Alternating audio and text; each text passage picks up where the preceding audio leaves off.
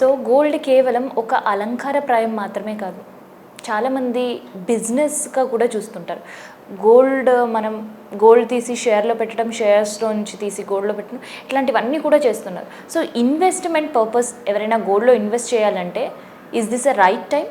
Yeah, ఇప్పుడు అయితే already gold తగ్గుముఖం ఉంది కాబట్టి ఇన్వెస్టర్స్ వచ్చేస్తారు ముందుకు.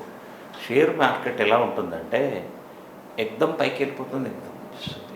ఇది గోల్డ్ అలా కాదు, మెల్లమెల్ల పడుతుంది.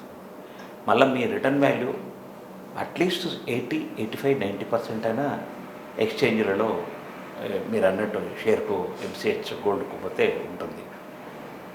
కాబట్టి gold safest method of investment. అంటే ఇప్పటికే కొంతమందికి చాలా కన్ఫ్యూజన్ అండి, వెదర్ మనం ఇన్వెస్ట్ చేయాలా లేదంటే ఇంకొక వారం ఆగితే ఇంకాస్త గోల్డ్ రేట్ ఏమైనా తగ్గే అవకాశం ఉంది. సో ఈ కన్ఫ్యూజన్స్లో ఇన్వెస్ట్ చేయడం బెటరా లేదంటే కాస్త వెయిట్ చేసి ఇన్వెస్ట్ చేయడం బెటర్? వారం రోజులు ఆగడమే బెస్ట్. ఎందుకంటే వచ్చింది 2 రోజులు అయింది కాబట్టి డెసిషన్ సెంట్రల్ గవర్నమెంట్ నుంచి. వారం రోజుల్లో కొంచెం క్లారిటీ వస్తుంది ఎంతవరకు ఇండియాకు గోల్డ్ వచ్చేస్తుంది, కొనేవాళ్ళు ఎంతమంది ఉన్నారు. ఇలాంటి స్టడీ కొంచెం ఎవరైతే ఆల్రెడీ బిజినెస్లో ఉన్నారో బాగా అనుభవస్తులు వాళ్ళు మాస్టర్ మైండ్లో ఇస్తారు. కాకపోతే గత 2-3 ఏళ్ళ నుంచి వీళ్ళు కొన్ని నిలువ ఉంచుకున్నదంతా ఈ హై రేట్లో కొన్నారు కాబట్టి వాళ్ళకు మనసు ఒప్పదు తక్కువకు అమ్మాలంటే, కానీ అమ్మాల్సి వస్తుంది, వేరే మార్గం లేదు. లాభాలు వచ్చినప్పుడు తీసుకున్నప్పుడు తగ్గినప్పుడు కూడా అమ్మాల్సి వస్తుంది.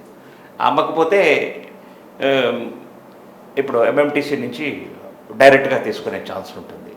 ఎంఎంటీసీ కూడా స్టేట్ ట్రేడింగ్ కార్పొరేషన్, ఎంఎంటీసీ కూడా గోల్డ్ జనరల్ పబ్లిక్ ఇస్తుంది. కాకపోతే మనము Aadhaar, pan number, bank through transfer ఇవన్నీ అడుగుతారనమాట.